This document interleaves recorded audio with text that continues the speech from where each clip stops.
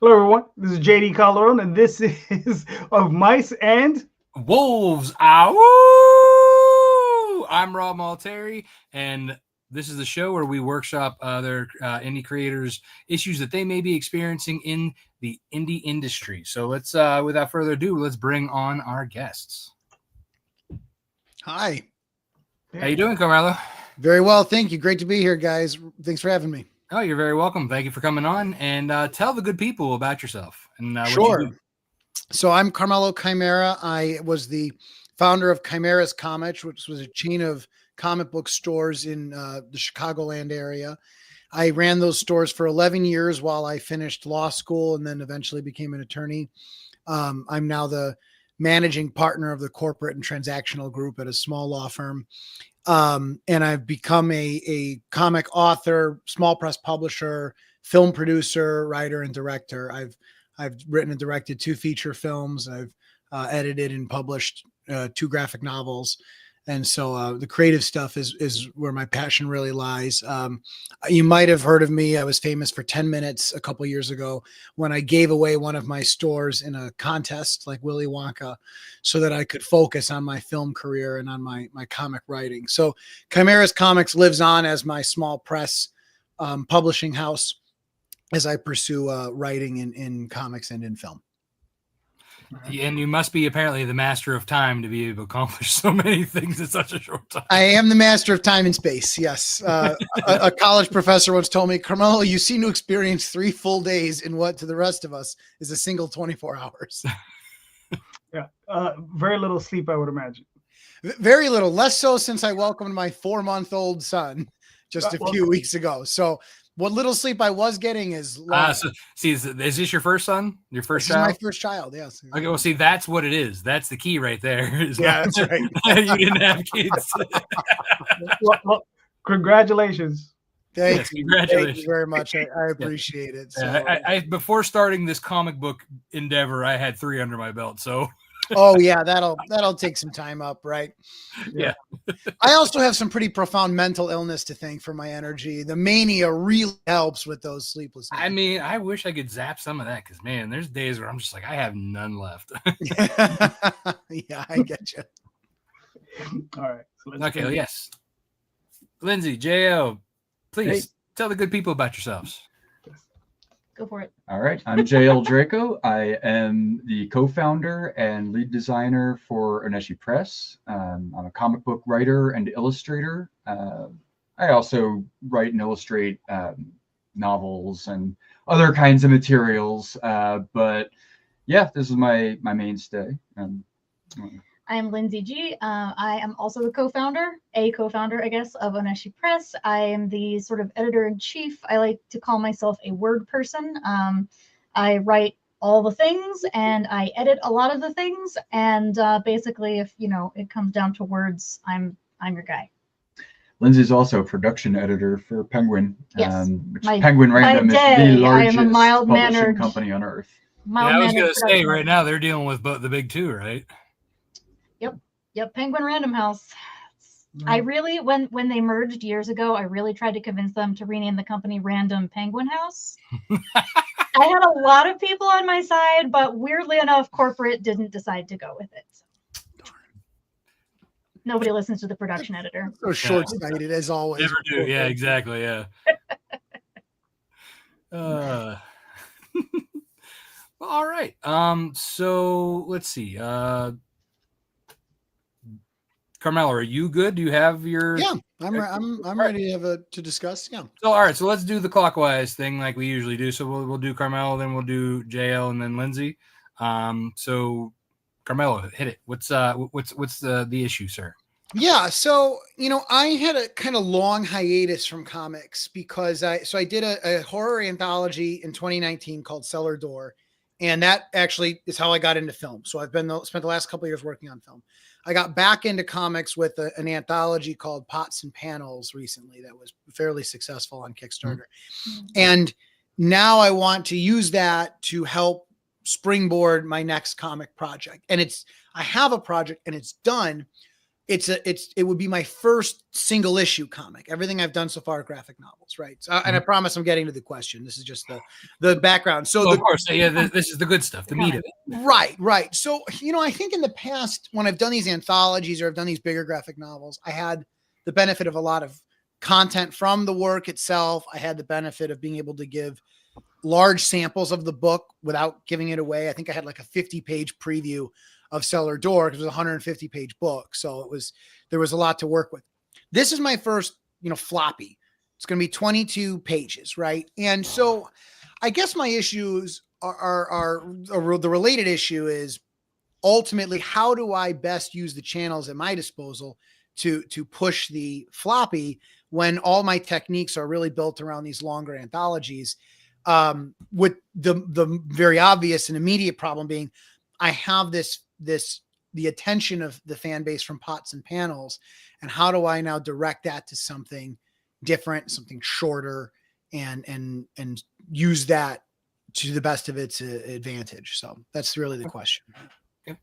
All right. So Lynsey, do you have any clarifying questions for him? Yeah, you probably said this and I wasn't paying close enough attention, but can you remind us? So you said that you've done mostly longer form things. You're going for something that's shorter format this time. Pots and Panels specifically, was that an anthology or is that a graphic novel? It was a graphic novel, anthology, and cookbook. It was 50 stories, and each creative team also submitted a family recipe. So this thing it's a monster. Like you could murder somebody with I was going to say, that thing's going to be it's 400 pages, right? I like love that. It's going to be in the next clue next to the rope and the revolver and Right. It was Lynsey in the library with Exactly. panels. I'll reenact it for you. Okay. So another clarifying question about Pots and Panels. I'm just trying to get the lay of the land. Sure. Is that like one of those where it's a continuing story? No, they were all separate. They were all tied together only by the theme, which is food. And the thing about it was such a cool project, and it had a lot of frankly really famous comic creators involved, like guys like Steve Niles and Ron Mars are in the book. And so for me, that really was an exciting chance to move the needle for myself and sort of now have my name on something that's up for like Eisner consideration. But for me as like a Kickstarter, like as a marketer, because all my other graphic novels have all been Kickstarter, I would have never conceived of such a project because it does not have one genre. It has a theme, food, but we all know, we've all taken the same course. We've all done these works. Rob in particular, I haven't told you this, Rob, you're a personal hero of mine because you nailed it. You nailed it. You have a great IP and it's got clearly a clear genre. It makes it very easy to say, if you like this, you will like my book. And I cannot do that with Pots and Panels because there is no genre. I wrote a crime drama, like a mafia story based on people I know. And other books, other stories in there are like horror, like Steve Niles did a straight horror thing, like you might expect. Right. So it's not something where I could have said fans of this will like that. My Cellar Door, on the other hand, I took a page right out of your book. I did it exactly as the Godfather Tyler would tell us to do it. Right. I said, look, if you like Twilight Zone and you like H.P. Lovecraft, you would like Cellar Door. And that was very easy and it was very successful. Right. So that's a little more background. I hope Lynsey is more than you asked for, but I hope that it explains kind of the challenge I had with Pots and Panels. And now I'm taking that into a genre book. My next book is like a political conspiracy thriller that would sort of like a 24 or maybe like a Jack Ryan kind of a story, right? So it's not the same fan base, but it's not clear Pots and Panels had, a genre fan base to begin with. So, okay, thank you. Okay, Jayel. Yeah. So when you say this is your shortest, it's a floppy single issue. Are you talking like 24 pages story or like 24 pages? 48? Yeah. Yeah, I did 24 because it made it really easy to separate into three 8-page chapters. Yeah, sure. Exactly. Yeah, and I'm very outlined when I write. I've got to have I use the same outline and I graft the story onto my outline to keep it paced well. And this is a totally, completely one-off new standalone thing. I could do sequels, I suppose, but I had not conceived of doing any sequels or doing a series. I conceived it as it could stand alone, totally on its own. Sure. But yeah, I just mean like it's not connected to anything you've previously built up. No, totally different. Yeah. Okay. Yeah. JD. Well, you already answered the question I was going to ask. Is that, you know, are you looking to expand the world if it's massively successful or even marginally so? Would you be willing to expand the world? Because that is something you can lean on a little bit. Okay. You know, so my question is, are you planning on expanding the world a little? I'm not planning on it. I would certainly consider it. You know, if I made something that people liked enough that they wanted more of. So like my last movie that just came out, Name the Demon, came out in October, and I did not conceive of a sequel to that. I've never conceived of a sequel to my films, and I was on to other movies. But then this particular film went kind of viral, and I started getting questions about, oh, so what do you do for the second one? And I'm like, well, shit, if we get the reporting like a quarter later for films, right, like from the streaming platforms. If it comes back that it was successful, I would do a second one rather than some other new project that might not land as well. You know, it sort of seems like a luxury to me to do sequels. Now, again, and I sound like I'm trying to get a date with him, but Rob is also nailed this in his work with his Nightwolf comics, because you've rolled one into the next, into the next, into the next, and that is where I've come to believe that is where the biggest success can come really in any space. You know, there's just so much content out there that if you just make random bullshit all the time, like I do, then it's very hard to build a fan base around it, you know, unless you're like especially charismatic or good looking, which, you know, fortunately I am. But for the rest of us, it's very difficult. Rob, on the other hand, is it 9? Yeah, I'm ugly, so I have to do it. You just lost your date, Carmelo.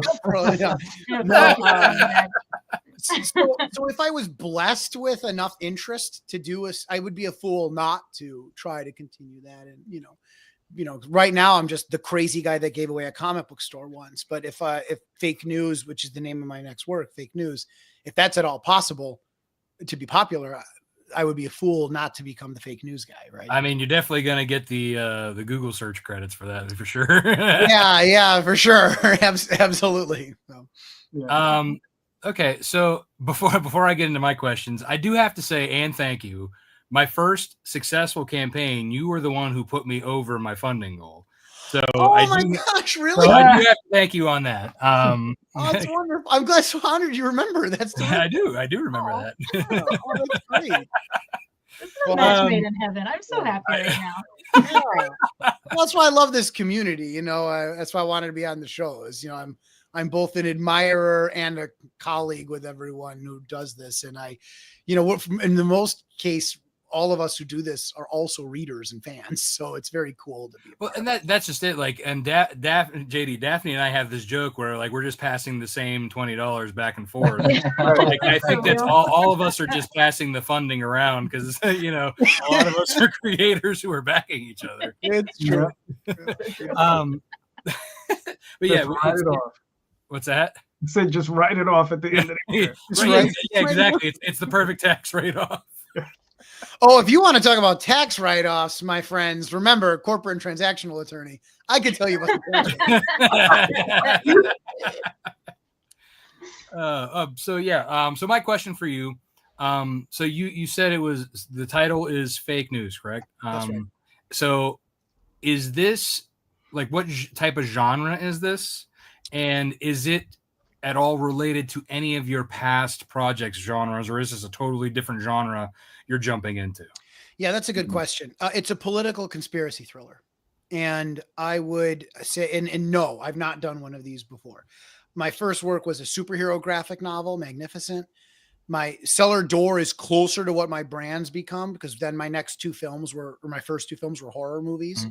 So this is my first step into I guess action is a more broad genre, but it's really more of a thriller, of a political conspiracy thriller. And so to me, like, it's like my favorite show almost of all time was 24. And so it's 24. It's Tom Clancy. It's that kind of a so there you go. You already have something that you can say it's like. Right. Because again, unlike Pots and Panels, where I was attracted to the project and I was attracted to the talent on the project, from a marketability standpoint, I never would have done something like on my own. I would never have come up with Pots and Panels. So this is a lot more like what I would come up with, which is it's like these two things, Okay. Does anyone have any other questions for Carmelo before we start jumping into the advice answer section of this? No. Okay.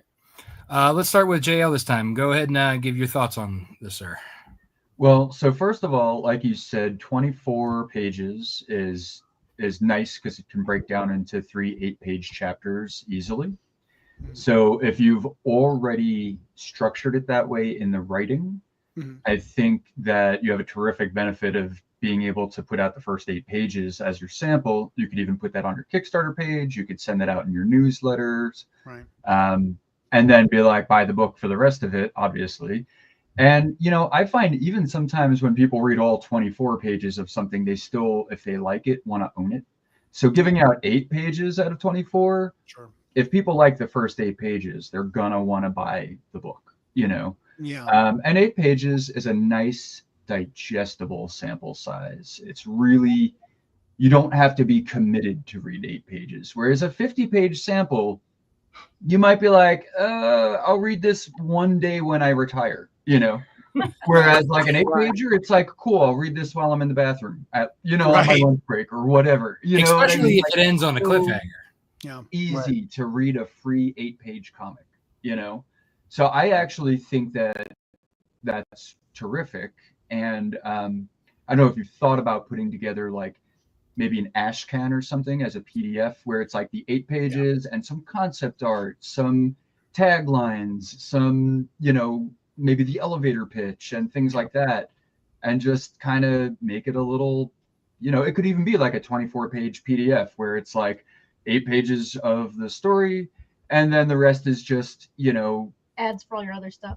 Ads for your other stuff. Always put ads for your other stuff. But also, things about what to expect on the Kickstarter or what to, especially concept art is really cool. Yeah, like if you could get your, if you could get your hands on a whole bunch of like sketches and stuff and character concepts and clean them up, like that's awesome. Yeah, I think that's great advice. I think the ash can is like the digital ash can to me is such a cool thing to do to bring back this like old era of 90s. Yeah, I love it. Really neat. Yeah, I still have the what was the Wildstorm. Well, I guess it was before it became Wildstorm, but when Battle Chasers and Crimson and the Wildcats, they had like a new rendition of that. So they like put it all into like a ash can with all 3 like beginning of the stories. Like I still have that, and that was like one of my favorite ones to read. Oh yeah. Do you guys remember? I think it was Wizard Comics magazine used to put out like every now and then it would come in a bag, and there'd be like an ash can in there for like some new series or some restart of an old series. Like I still have like a box of just ash cans that I got from Wizard. It's so cool. Yeah. I love that. That's so neat. Oh, that makes me so happy. I miss Wizard. I really do. Yeah, they're like little treasures, If I can ask a quick follow-up to your point about the ash can, I had toyed with the concept of giving away the entire book 3 pages at a time and using that as the lead magnet and being like, sign up for my email list. You'll get this free comic. I'm going to send it to you in 8 parts. And at the end of it, I'm doing a Kickstarter. If you liked it, you can get yourself a copy and just straight up give the whole goddamn thing away. Thoughts?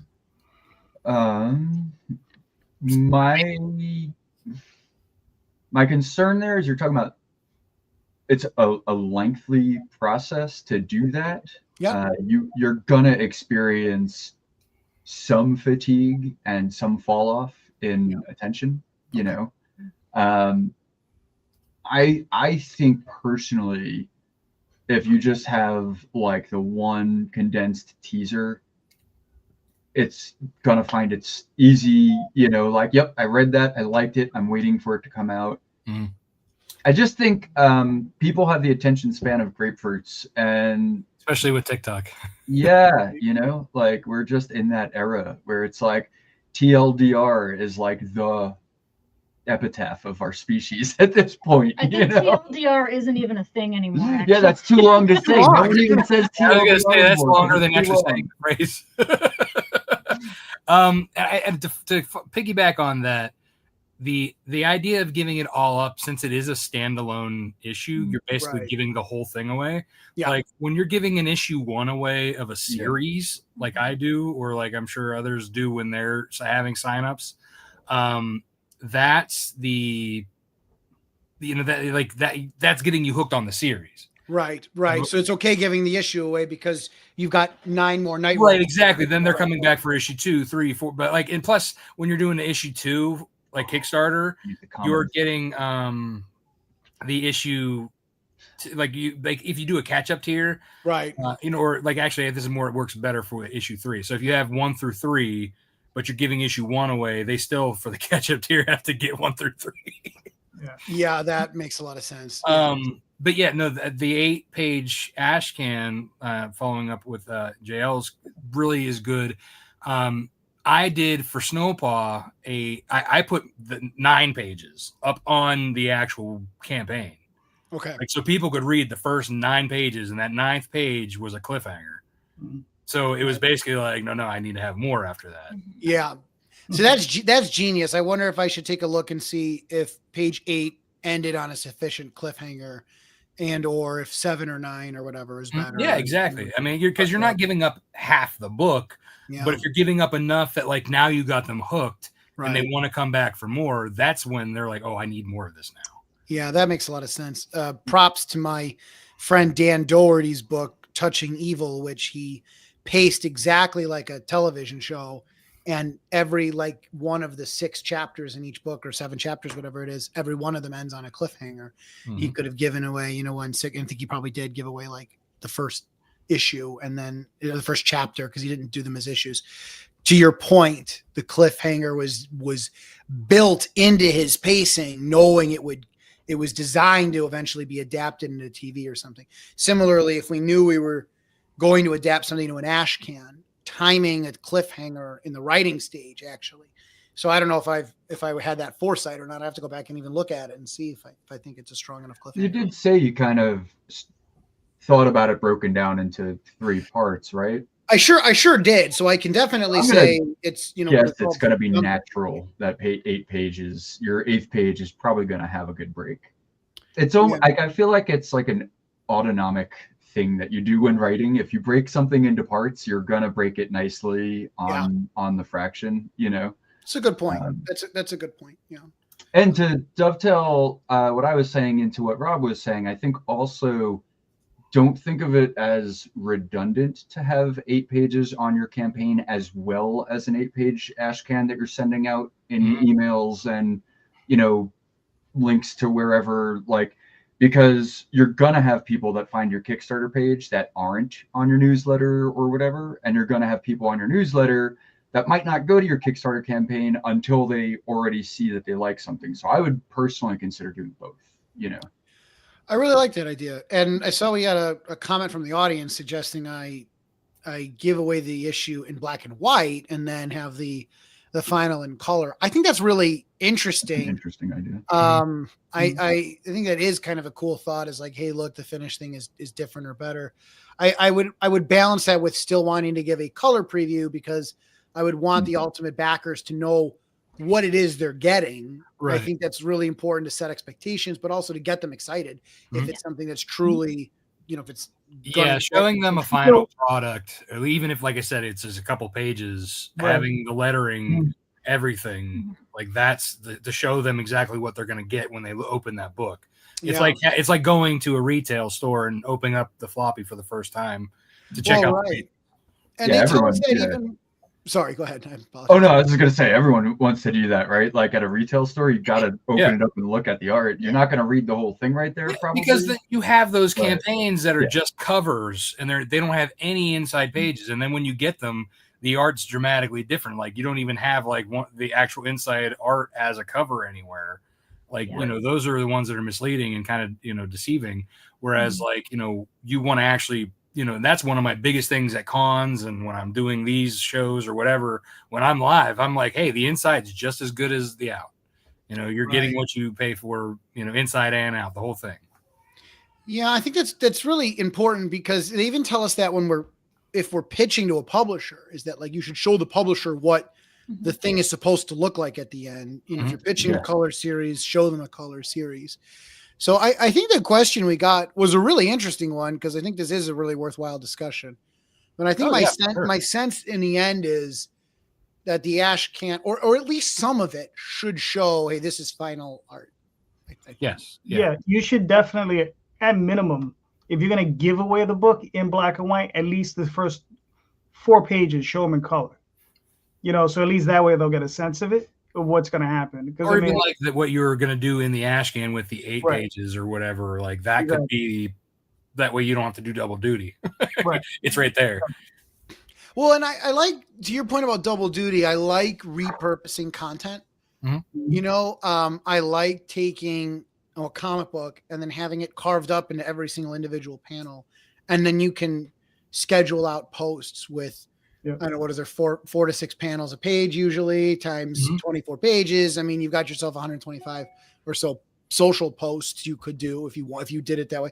And that's really nice because that like kind of short form content, it's just hard. It's really hard to make enough content to keep social media paying attention to you. Especially if you're not the artist. Well, right. Exactly. All I can do is just jump on camera and be a barker, but like the artists can always doodle something or whatever and whip something up that's cool. As the writer, what am I going to put on? You know, no one wants to see that. Well, I also think there's a lot to be said, especially with an Ashcan situation. Like we were talking about concept art. People really like to see a piece of art go from the very beginning concept to a finished piece of art. There's a lot of room to play with different levels of finished art. You know, you can take a panel and do an entire page of its progress from beginning to end. Yeah, that's a good point. That's a really fun, cool idea. Yeah, people really enjoy that. Yeah, that's neat for an Ashcan, is like a script to page kind of thing, you know. So you do your 8 pages and then you grab the best looking page and you say like, here was the script, here's the pencils, here's the inks, here's the color. Like that's dope. You can even throw in the thumbnail, like people love to see that. Because then it feels like you're that sense of like being a voyeur on the development gives you a little bit of feeling of investment, like you were there for it, you know, somehow. Well, that, and there's a story there too behind, like, because especially if you work closely with the artist, like I do, you know, like you're working together to make the pages end up to be the best they can. So sometimes they change between script to lettering, right? So there's a story there as it is. So you're like, oh, well, this is how the script started. This is how the drawing process went. We decided to change it up here, and then we had to adjust the lettering. Yeah, exactly. Yeah, I know. I always enjoy it. I mean, maybe that's why I got into making them, right? Like, I love the DC Comics Absolute editions that started showing all that stuff in the back. It's really cool. So, you know, and I feel like sort of all of what we've said is a different way of saying like it may be a floppy, but there's enough story there to make an entire campaign around, no question. I think that's a really nice way to put a bow on it. I'm glad you said that because I think that does sum up what we were trying to say, and I think that's a solid takeaway. You know, it's nice for me thinking, okay, I can do it with less content. So. Yeah. I mean, like, you know, people start with number ones all the time, and sometimes they move on. Sometimes they do have a plan to be just a single issue. I mean, there are Frank Martin. He's a perfect example of one-offs. Like he does those single issues and move on all the time. Yeah.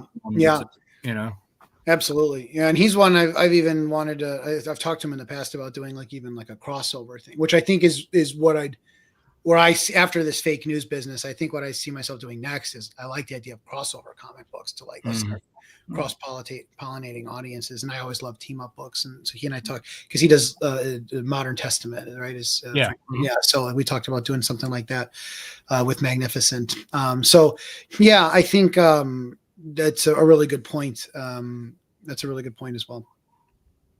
I've done some fun crossover art with Rob. Yeah. Yeah, that's one of our favorite Right? things to do is when we're running together, we like to do, throw our characters in together. Just, like you said, everybody loves a good crossover, right? Yeah, it's fun. Yeah. Really neat. All right. Well, guys, I really appreciate the advice. I think that was actually really helpful and also very encouraging. And I want to thank you guys very much for the thoughtful comments on that. Really. You're very welcome. I just wanted to, sorry. I actually wanted to go on a little bit more at length there. Well, by all means. Yeah. Hold on. Lynsey and I have to duke it out. Like free Finish this. Well, so I'm sort of stepping on my own toes here because I think that this is actually the question that I wanted to put to the group that I'm sort of now answering. So I still don't know what I'm going to have to come up with a new one then. Yeah. but I heard like early in your question, you were talking about like just writing a bunch of random crap. Right. And having a hard time figuring out like how to position this genre wise in relation to other stuff that you've done. And I'm someone who does similar. Like I've published poetry, nonfiction, journalism, comics, graphic novels, and fiction. Wow. I just kind of write what I want to write. And it is hard to be not like a hard genre. This is what I do. This is what I always do. And but I wanted to encourage you to try to get a little bit of like a zoom out on the work that you've done and find the common threads that do tie all of your work together.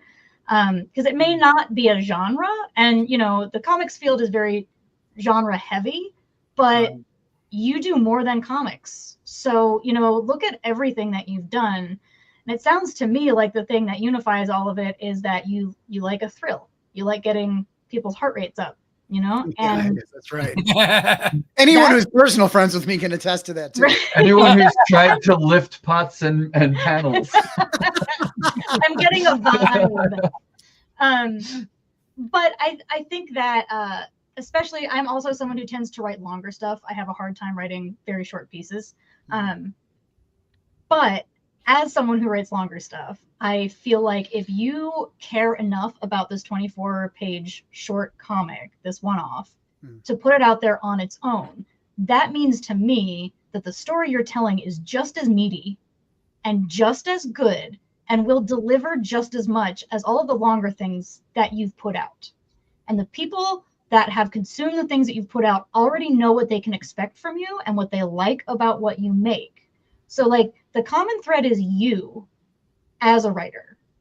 And whether you're doing, a Tom Clancy style or an Edgar Allan Poe style, they're coming for you. They're coming for you. They're coming for They're coming to get you, Barbara. Watch out. But I don't know. This is like sort of. No, that's wonderful. That's like the most empowering thing anyone's ever said to me. Like that's really All right, Lynsey wins. I'm going to bury my comment. All right.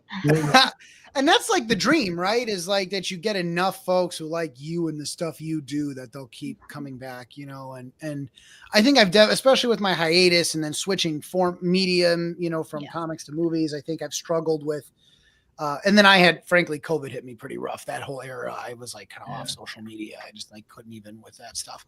And now I'm like trying to get back into it and trying to build those relationships and honor those relationships with readers and with fans, some of whom are our friends and some of whom are family, some of whom are strangers, right? But still honoring the fan side of that relationship as someone who consumes what you do, and wanting to have faith in that and wanting to build that and nurture that and see that grow, chasing that mythical, 1,000 backers that will always back everything you do because they love you and they love your work, right? So that takes time to forge those kinds of relationships. So that was very encouraging, is to say, look, on whoever's out there who likes what I do, on that rock, I can build my church.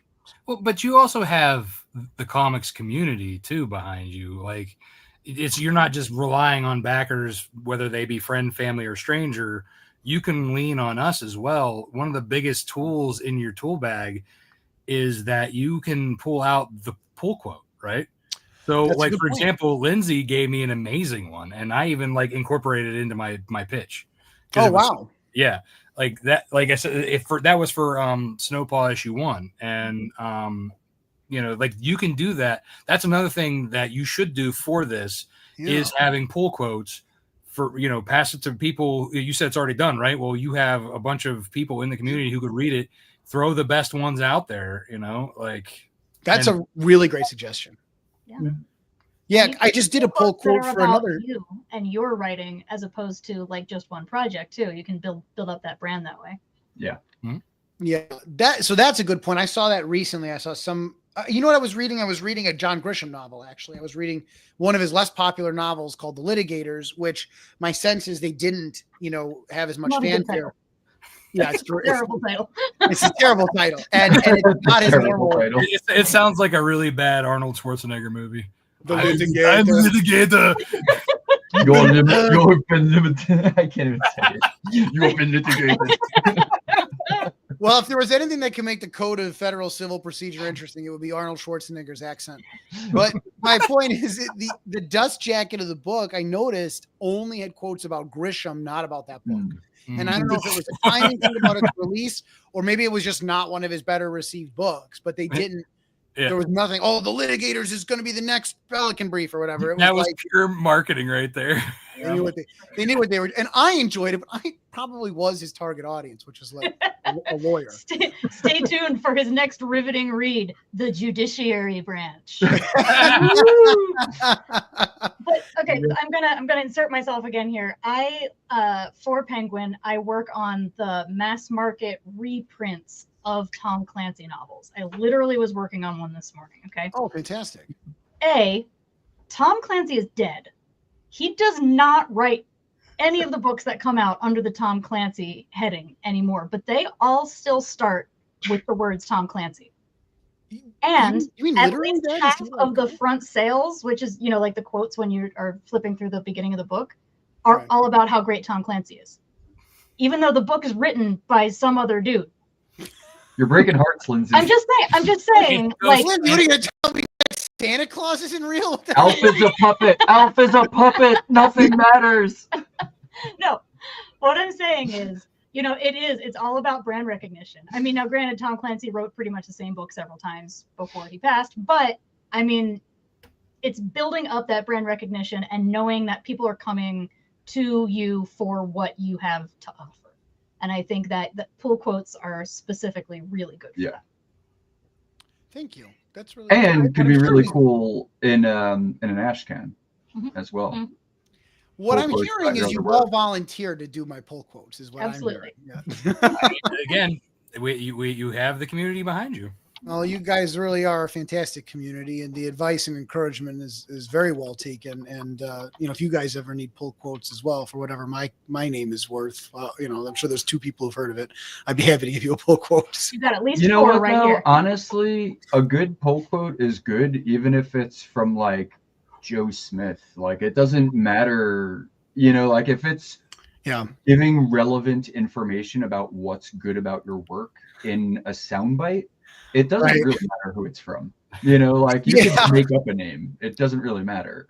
At the risk of sounding like shamelessly self-promoting, which, you know, we all always have the secondary ulterior motive. On my Name the Demon Kickstarter campaign, I put my favorite reviews of my films. So like Amazon, we got a pretty good number of reviews. And my favorite review was, I peed my pants. And I'm like, you're like, as long as it says something about the work. And I'm like, it says exactly definitely says something. It says it all right there. So, all right. So I think, Carmelo, you got yourself some great stuff. I'm honestly like, I thought there was a lot of great points. Everybody did great. You know, Lynsey, Jayel, poor JD hasn't said a word. No, I'm fine. I think you guys covered it. You guys did a great job. I mean, I was just like, you know, fair. So yeah, let's. I think we got a good one here. Let's cap it, and then let's go with. All right, so JD or Jayel or Lynsey, which of you want to start first? You have a good. You got to pick. Don't put this war. All right. Well, we'll go. Like I said, we'll do the clockwise. That makes it easier. So Jayel. It's you first, sir. What do you have for us? So, okay, one thing that we're like right now, we have Side Quests, which is our 14th comics anthology live on Kickstarter. And so we've been doing these for a minute now. but it is an anthology, and we do kind of have we have a theme. So side quests is the theme of this anthology, a single word, and each anthology, we've been doing that for several anthologies now. But really, what we're selling is this collection from Oneshi Press. It's Oneshi Press's next collection, and what we've been trying to build is a sense of faith in our curation style, right? It's that we pick a certain type of stories. It's going to feel a certain way. You liked the last one, you want to get the next one. The difficulty there is it's a really slow grow of people who have stumbled upon it, and then they get it and they like it, and now they want the next one. And we are building that, and it is growing, but breaking past our current audience is difficult. Now, because it's an anthology, each person that contributes and has their work printed, they're going to bring their audience. They're going to get their aunts and uncles and cousins and siblings to back it, all that, right? So that does kind of help to grow it, but most of those people are there for that particular contributor and aren't necessarily going to come back the next one. Some of them will, but again, that's a very small, amount of growth with people that were like there to back their cousin Joey and then came back to the next one because they liked us so much, And to what you were saying about, starting something new, how do you build an audience for that? Well, every single one of our anthologies is something new, really. And it's every single time we have to build up excitement for it. Mm-hmm. And that's just so incredibly difficult. And I'm wondering if anyone, has advice on how we can continue to do what we're doing, but maybe some like strategic ideas that can help us grow better or get people excited about it more, or B, incorporate some pivot moving forward on structuring our themes in a way that are more, built on something pre-existing, or can somehow funnel power that's already, pre-existing without necessarily, I don't think we have any interest in being like, oh, it's like Indiana Jones meets Conan in this anthology. I don't necessarily want to be super limiting with the theme, because what we love about it is side quests. We get so many different, out of 160 submissions, they were all just mind-blowingly different and unique, and it was wonderful. And that's what's so wonderful about our anthologies, is they truly are just buffet that has everything from like dessert to appetizers to the main courses, and they're all different, and it's really fun, and we really like that. People who have read them really like that, and I don't want to lose that, but it's so difficult to market. So that's it. My question is, does anyone have advice on how we can better market this beast, or should we just give up? Did you just can I jump in real quick? Yes. Yeah, all right. So see, I hate this format. Yeah, no answers, JD, only questions. Clarifying questions. Yes, I know. Clarifying questions. So my question to you is, are you advertising this product book outside of the normal channels, right? Are you outside of, I don't want to give the answer, right? So are you literally like, we know where we all pretty much, we're on Facebook, we're on Twitter, we're on Instagram, God knows where else, these various places that we all meet up and talk. But are you looking outside of those places to maybe find a newer audience? I have more to say, but they're all answers. And Well, I can at least answer your clarifying question by saying, we do have a small but growing Discord community, and I am a member of quite a few other Discord communities. I'm always talking about whatever our upcoming and current projects are there. I'm also doing that on Twitch. I regularly work on, materials for whatever our upcoming and current projects are. I live stream it every Tuesday and Thursday.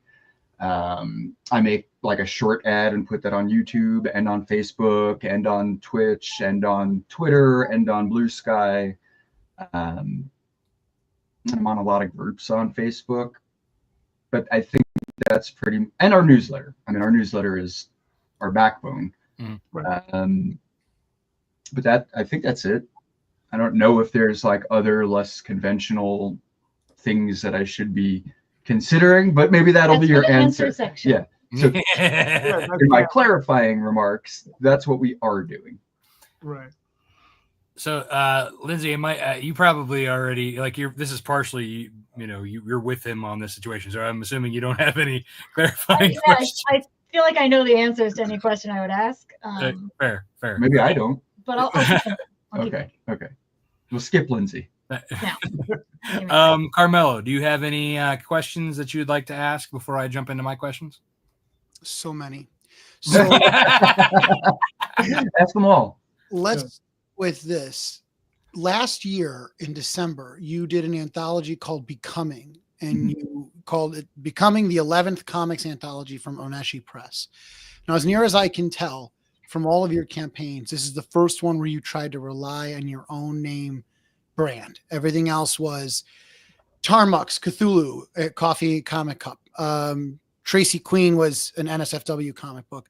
You have a dark speculative novella from Dwayne. You said the genre, you said the type of book. Then you had Becoming, and that looks like you did, about $7,000 or so in your campaign from almost 160 backers. And you're doing now side quests almost 1 year later. You've got 110 backers so far. You're doing great. You've got 3,800 and counting. Okay. What I'm looking at is it looks like these other, I looked at like Dwayne, and you did far less with it than when you relied on your own brand. So Dwayne was prose, and it's a completely different audience. Okay. So and that it was a short totally novella. So that we really did not know what we were doing there. That was like an experiment. But also because it's a prose novella, it was a lot cheaper to print. So we actually probably made more profit on that, ironically. Right. The irony. It's like we didn't have to pay for art or lettering or flatting or inking. Sure. The printing itself was cheaper, like the shipping was cheaper. Yeah, that makes sense. It's weird. I mean, I guess basically what I'm seeing here, and I want to know what the question is, do you feel? I'm seeing remarkable consistency amongst your campaigns when it's you and your brand. I'm looking at Destinations, for example. Almost under 190 backers, $7,200, right? And then we've got Becoming, $6,800. Side Quest is trending toward $5,800, which I think you'll beat the trend. So do you find that's the case, that you've got that consistency and you feel plateaued there, or do you feel like it's an uphill battle every time you do it? I think the feeling of it being an uphill battle is lessening just because now we have a sense of what's par for the course a little bit better. And a lot of that feeling of it being an uphill battle is anxiety and stress, right? But I still feel like even when we pull out the tried and true tricks of the trade, wow, that was quite some alliteration, sorry. There is a feeling of plateau, like $7,000 is about what we can expect for an anthology. And with our co-op model, we're sharing whatever is past goal with all of our contributors. And I'd really love to be able to give people a lot more, because they're giving us their faith and their trust in their stories. And granted, they are getting their works published. They are getting contributor copies. They are getting wholesale copies. They are getting at cost copies, and we're doing everything we can to promote them. And some of them are getting extra work out of it because of that, using this as portfolio pieces, etc. But I really would love to be able to start writing bigger checks for people. It just, supporting the community that supports us feels important, and I want to get past this plateau. Okay. Okay. That's interesting. And if you had to tell me what you think the problem is, what would you say is your biggest hurdle to reaching new audiences? Objection. He's leading the witness. He's litigating. He's litigating.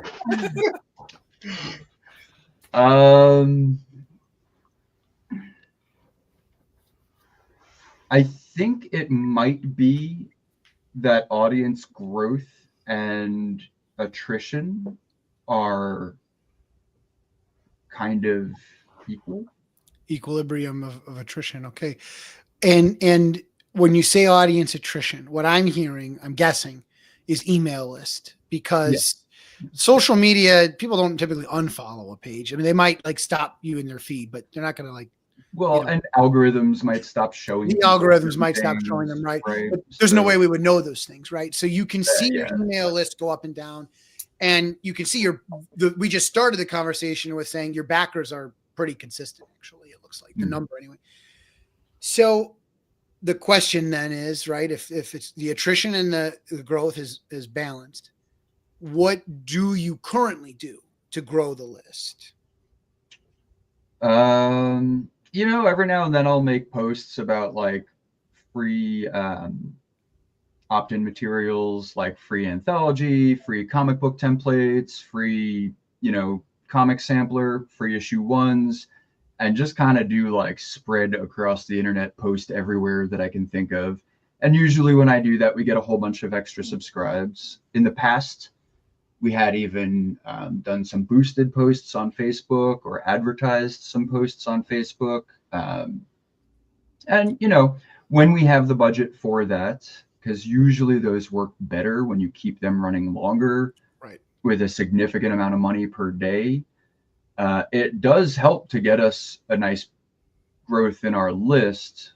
But we just, a lot of times are scraping by and don't really have that extra capital to put into advertising necessarily. Right. I mean, if I had a surefire way that it was like putting, $500 in here will make you $5,000. Like, yes, I would do that until. Of course, I had we all would. We all would. Yeah. But, interesting. Okay. Yeah. Those are my questions, Your Honor. Okay. So how, all right, have you looked at other anthologies that have done like big numbers, like successful, like, obviously like we got Travis Gibb doing all of his Cthulhu Invades. You got Clay Adams doing his Nightmare Theaters. You have Tyler James, the master of Kickstarter, doing his other anthologies he's done, or even some of the other ones, kind of like John Eddingfield and Ryan Kroboff. They've done their anthologies as well, and they've all been successful in their own rights. Have you like kind of looked at any of those to see like how they've marketed it, how they where they're pushing, or are they going to specific groups, or just kind of like trying to take the idea, like as a community we all share what we do often. Sure. So have you kind of like scoped any of those out and asked anybody? I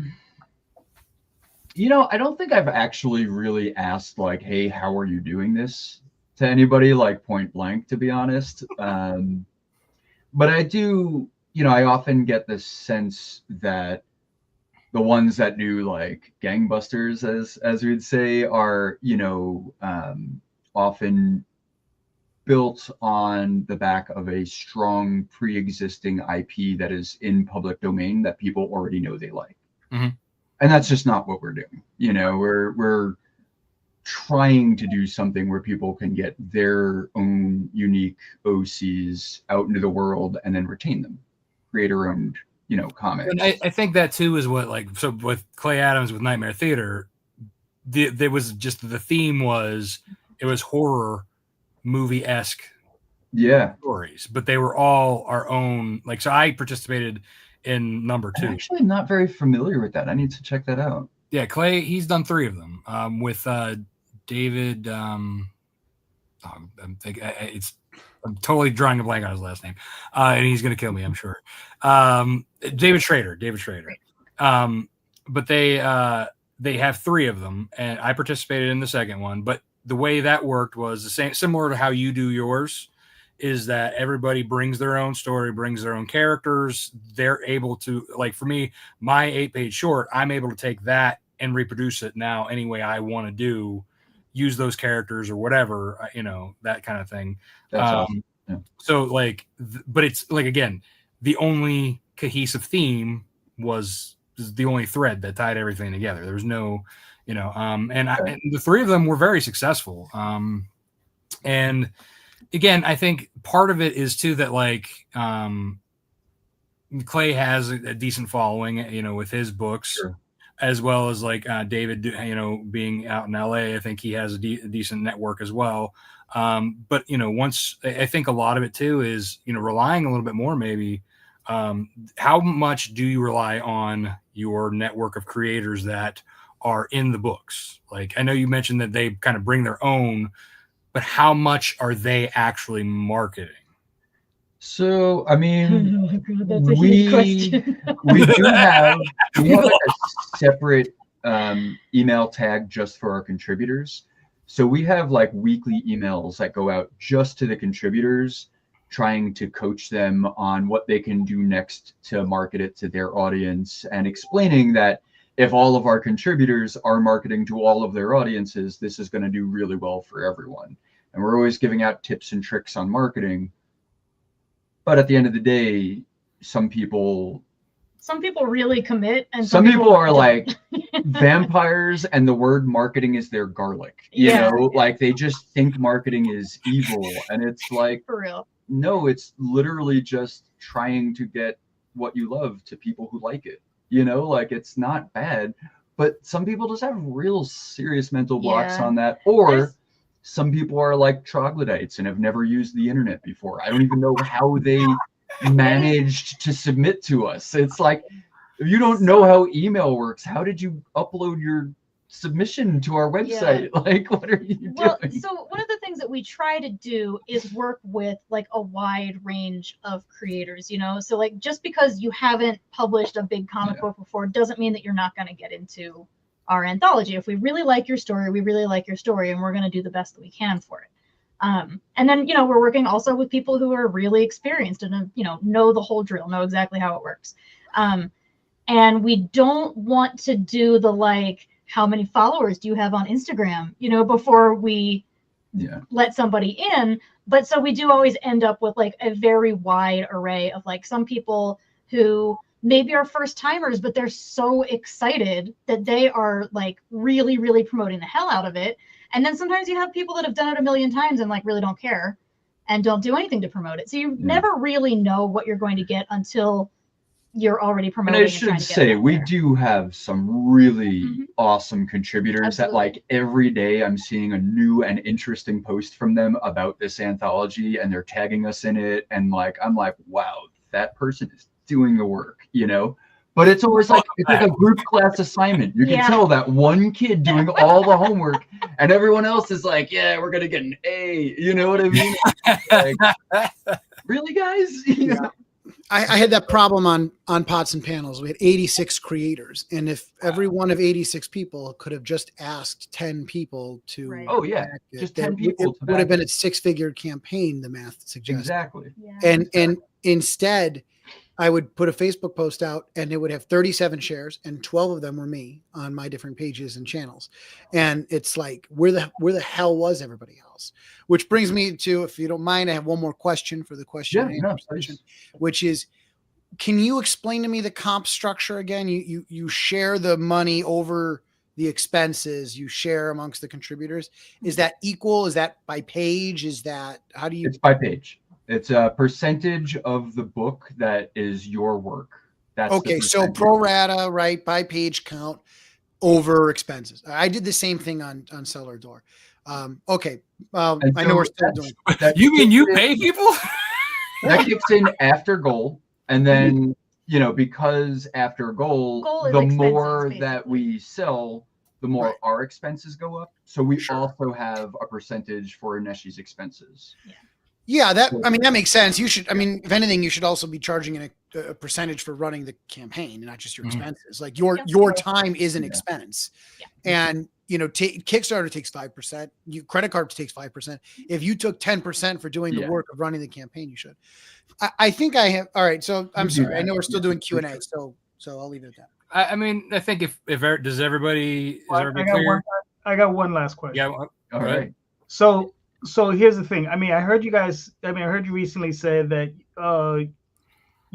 people are putting in their OCs in there to help promote their books, right? To help promote their characters. Now, my question is to you: are you encouraging that, right? Because the thing is I personally, I'm a selfish SOB. I don't like. If you ask me to be in an anthology, I'd be like, maybe, talk to me in 6 months. I'm literally working on a lot of stuff. If you said, could you do a short story with Oswald in it? Then I'd be like, give me a couple weeks, buddy. I'll get back to you. Okay. You understand? So that's where, and then the thing is with something like with my character Oswald, I have a following. It's not huge, you understand? But I could probably tell, my guys and say, okay, look, I'm gonna have a 4-page whatever in this anthology, and I might get you 5, 6, 7, 10 people, who knows? You understand, to buy the book. So because they're not really gonna buy it for anything else but Oswald, but hopefully they'll discover a bunch of other creators in there that they're gonna enjoy as well.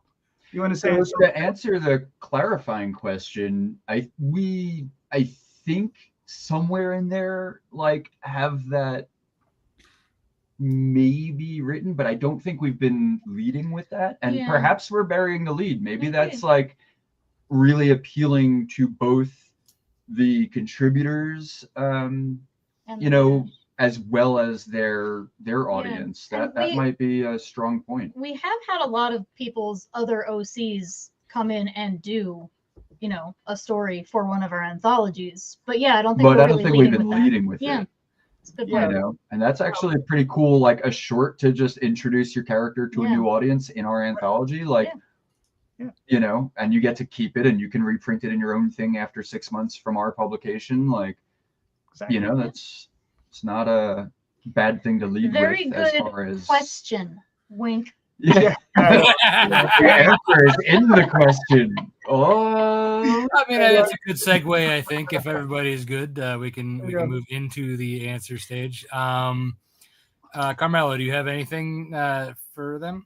Yeah, I have a couple things done. So my first thought is, I think you answered your own question, is that paid advertising to promote your lead magnet is going to be the most efficient way to grow your list. And that's the most direct way to solve the problem you identified, which is that attrition is balanced with acquisition at this point. And acquisition right now is not scalable. It's you spamming the internet as best you can, trying to find places to post. That's a lot of work on you. It's admirable. It's exhausting. And that's my biggest problem, is trying to keep up with the content needs to remain relevant. And you'll always have a ceiling there. So you've mentioned, cash flow is a problem. First of all, I don't know what you define as a significant budget, but $5 or $10 a day, could get the job done, especially over time. And our godfather, Tyler, always likes to say, don't, have 20 different lead magnets. Find one that works and put your weight behind the one. And you can always change it up later. Maybe a year later, you're like, okay, it's gone as far as it's going to go. Let's find new people. But you have plenty of content to choose from. So that's not an issue, right? So you are always going to have that ceiling until you can do that. Maybe to solve the budget problem, because I'm not going to just throw it at you and say, there's your answer, figure it out, is price that into your next campaign. As far as your expenses go, figure out between now and your next, 3 months, 6 months before your next campaign, figure out $5 a day and price that in as a marketing expense, because it's building up. And it's a write-off. Exactly. It's deductible. So I think that's my first point. Before I move on to my second, which is a little bit more complicated, Do you have any questions about my thought process there or anything you want to challenge? No, that sounds absolutely reasonable. Yeah. And again, it's just based off what you told us, right? Like we only know what you told us in the last like 7 minutes or so. And so it sounds to me like that's also at the forefront of your mind, right? Like you inceptioned that into my head with your answers. So I think we all know that this is the thing, right? Which brings me to the second point, which is the same, because I had the same problem on pots and panels. And the problem is a lack of incentives. Okay. It's economics. For every activity level, there is a cost and a benefit. When the cost outweighs the benefit, you don't act. And when the benefit outweighs the cost, you act, period. All of your creators are equally incentivized. None of them are incentivized to do a better job than anybody else or do more work than anybody else. The incentives are equal across the board. And so why should I share anything? Maybe even in my mind, I'm not thinking straight. I'm thinking that this is, why should I use my audience? I want my audience to back my thing where I get 100% of it. Why should I share my audience? I'll contribute to your anthology, but I don't want to, to put, they don't see it as, it's not a zero-sum game. And I believe in creative work. Just because you read my comic doesn't mean you're not going to read Rob's. You might love Cellar Door and Nightwolf. Why would they be mutually exclusive, right? You might, people only have so many dollars to spend. Well, yeah, like in a month or in a period, but you can buy my book later or whatever. So, that's why we share each other's campaigns, because everyone here gets it. We all get rising tide raises all ships, right? Right. But not everyone does. So they're thinking, you know what? I'm going to free ride is the word. I'm going to free ride off everyone else in this anthology. Yeah. And you have tools. And part of the problem with pots and panels is, and I knew this was going to be the problem, but they weren't my relationships. Other people in the book brought especially some of the bigger name creators. A lot of people in that book did a great job promoting it. And a lot of those people didn't do shit the entire time. And I won't name names, so I don't mind saying it. But a lot of those folks are not coming back. I will never do another anthology with them. You can track these with Kickstarter's referral code links that you can create. You can require it as part of your contract with them. You could say, look, you'll participate in the profits if you perform X, Y, and Z. And right now your deal with them is just give us the pages, give us the book, and you'll get a book. Now it's give us your book, and you're going to share this post and this post and this post, and you're going to do these many, whatever, as detailed or as not as you want. If you could incentivize it as you get a percentage of what you bring in. And I know that's a pain in the ass to track, but that's why Kick Booster exists. There's tools for that will automatically track it and distribute the cash for you. So you can be incentivizing the creators and say, look, if you want a piece of the pie, you've got to do this bare minimum. And if you want a bigger piece of the pie, you got to do X, Y, and Z. You can do anything you want, and we'll cut you in that way. And you could also gamify that too. Like you can make it a game and say, we got our weekly high score, Yeah. I like it, Rob. You get a car. You get a car. Yeah, you'd have to use something like Kick Booster to figure that out though, right? Because Kick Booster would tell you who's bringing in what percentage. Well, they kind of allocate what they brought in, and they get whatever percentage you set it. You set the percentage. Kick Booster does it for you automatically. You don't need Kick Booster. You can do it with Kickstarter's referral codes, but it's just manual and a pain in the ass. And then another thing you've got to do, Kick Booster takes a small fee, or they charge a small fee or whatever, but it may well be worth it for the time. But everything does, Everything does. And I was never successful in business until I started delegating. I feel like we tried Kick Booster once, and it was but it wasn't on an anthology. It was we gave a couple of people codes to just be hey, if you want to promote this, you can get some money out of it. Oh, yeah. And it didn't really work out that well. Right. But maybe with an anthology with contributors, that might be that does make a lot more sense. Yeah. It might be more if that's how you get paid. Right. Right. I would do an anthology in a heartbeat to promote my original character, to get my name out there.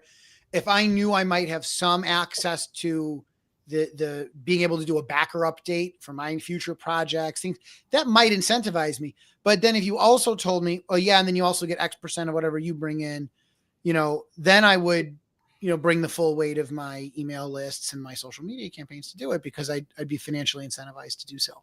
So I think people who contribute to your book should get nothing if they're not contributing to the sharing a little bit. I mean, for some of these folks, it's as simple as, I did the ad and I need you to like, comment, and share the ad so that the organic does better, so that the cost per click goes down. At the bare fucking minimum, sorry guys, you got to be able to do at least that for me on our hero post, on our hero ad that says the campaign is live. As far as I'm concerned, if you don't do that, you don't deserve shit from the campaign. So maybe you've got that floor, right? Do this and then you're in, and you'll be cut in pro rata. And then you can even go higher by doing all these other things. The gamifying it is genius, because people love that. It is. Yeah. I will, I might split the difference in there and still have some inherent reward on top of gamifying it. Because I do also understand some people have, neurological conditions that make socializing difficult for them. Like we have creators with ASD, and creators with ADHD, and creators with OCD, and creators with, dyslexia, and other needs that make it difficult. And I don't want to punish them for rising above a challenge to be part of our anthology. Well, you don't have to punish them, right? That's different. It's just like, I want there to be, everyone gets something cool. But if you're really championing this, you get extra, right, exactly. That's, you have your baseline, right? So maybe make the baseline just a little lower than you usually do, because then you can add that extra incentive. Exactly. That's what I meant by split the difference. So I might be like, yes, I should incentivize it. I also don't want to cut anyone out completely. Where do I find that balance? And I guess looking into what kind of percentages I can set on Kick Booster might be a good start. I mean, you said you could just set it to whatever you want, right? I only used it once, and it was years ago. Yeah, last time I used it, and I did pretty well off of it, actually. I set the percentage, and I don't remember that there were any limits on what percentage I could set. I mean, I'm sure you could probably go up higher, but then at that point you'll be bankrupt. Yeah, you don't want to lose for winning. That's never. No, you don't. You got to remember, you're already giving 10% of everything that comes in to Kickstarter. You're giving 2%. Everyone takes a percentage along the way. There's Stripe takes a percentage, Kickstarter takes a percentage, the post office takes a percentage. If you use BackerKit, they take a percentage. Yeah, everybody takes. Tape dispenser takes a percentage. Yeah, it's true. But remember, paying the referral fees is also tax write-off. So. Oh. Yeah, it's not income to you then. That's that and what you're paying the creators too. That's also a write-off. You should not be paying taxes on any of that. That's And I guess just to wrap my thought up, and then I promise I'll stop talking, is keep talking. I understand wanting to be accommodating to people with unusual circumstances or particular circumstances, particularly neurodivergent people. I totally get it. Again, I joked at the beginning of this, but I have mania myself, which is the only thing that explains my abilities. And I get it. Right. But they're also, you're running a business, and you can always make case by case exceptions.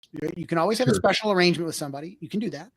And I don't think it's unreasonable. I don't think it's crazy to set some bare minimum expectations for participation. And I'm not asking you to go door to door and talk to strangers in person and pitch them your Kickstarter. On a scale of nothing to that, that's awful for. Well, there goes my plans. The nice thing about that is so as an example, kind of playing off of that, for my son's basketball team, they gave us an opt-out. So we had to do either fundraising or write $100 check. And I went, $100 check.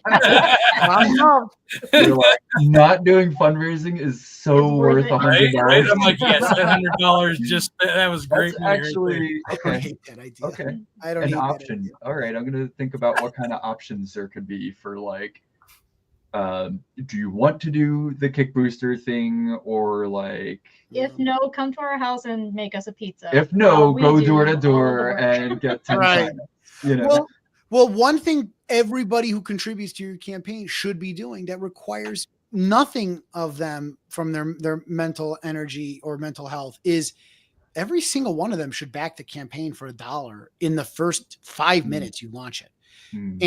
And that, again, didn't happen with Pots and Panels. Fun fact about that, Tyler did that with his last anthology. Yep. If they wanted to get their books, their comped books, they had to back the campaign for at least $1 so that he could get their address. That makes so much sense. Oh my God. It is so hard to get an address out of some people. So there you go. If they want to get their books, they have to back the campaign at least $1 to then be incentivized to get their books. I had some art in there. That was the Oxymoron book you're talking about, right? Yeah. Exactly. Yeah. Again, leaning on the other creators who've done it. Exactly. It's a smart man who learns from his mistakes. It's a wise man who learns from other people's mistakes. Fair. Or woman, sorry. JD, do you have anything? Well, I all right. So I asked 2 questions, the A and the B. I think I answered the B by asking it. Right. You can reiterate though. Feel free. I mean, so basically to reiterate, so one of the things, like I said, I'm fairly selfish. So it's, especially when it comes down to the creative part of this, it's like I work on several projects, the Oswald Chronicles, Tall Tales, whatever, and I'm usually hyper focused on those things.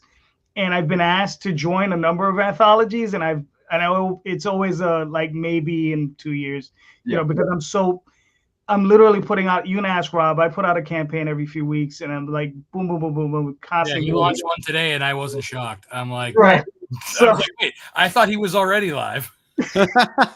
So it just runs like that, and I'm constantly in a state of writing, editing, lettering, rewriting, relettering, re-editing, and it's just over and over and over again. So if you ask me to get off my hamster wheel, it has to be worth my while. Yeah. Right. So it has to be like, well, could you do, you're doing, let's say you're doing some fantasy book, whatever it is, and you say, could you write a fantasy thing with Oswald in it for whatever?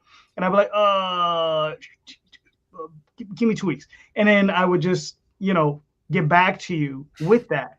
So I think like with someone like Rob, who also has, his OC, where his character is very well known, right? And, with his IP, he can bring it in there. You just say, do a 3-page story with Snowpaw in it, right? So then, all 8. Well, there you go. So, and then, he goes to the audience. He says, if you want to read this original Snowpaw story, you have to go buy this anthology. Right. I mean, that's the thing too, is like I could easily do that with Snowpaw. Right. It's Nightwolf, howebe, like that for me is harder because like he's kind of like in his like continuing. Right. If I were to write something off, it would be like almost like a spoiler. Whereas like Snowpaw, I have like 200 years that I could just plop. Okay, maybe this is 50 years in. This is 100 years in. Listen to what you just said. You said it'd be a little bit harder. Work harder. Yeah, work harder than I wouldn't say no to Snowpaw. But isn't that why you made Snowpaw? Like the genius there was you built up this IP that had a built-in following, and then you go do this spinoff, and it's like now you've got the flexibility of the spinoff with the recognizability of the main brand. And I still did 2 different stories for the anthologies that I was in that had nothing to do with my stuff.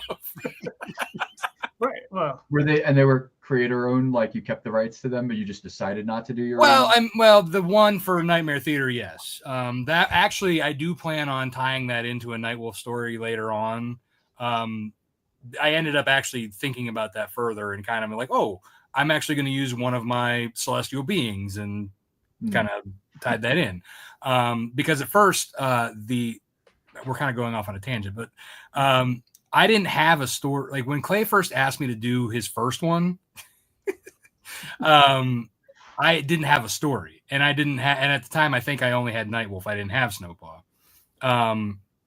And then when I actually later on, like a couple months later, I had a legit nightmare about my daughter, and so I took that story. Like I immediately woke up with tears in my eyes and started like texting myself like the basic gist of what happened.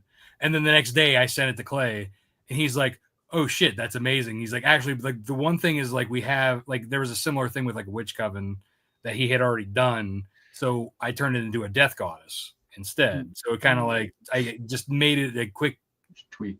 Yeah. And that's the death goddess is what tied it into my Lone Wolf Comics universe.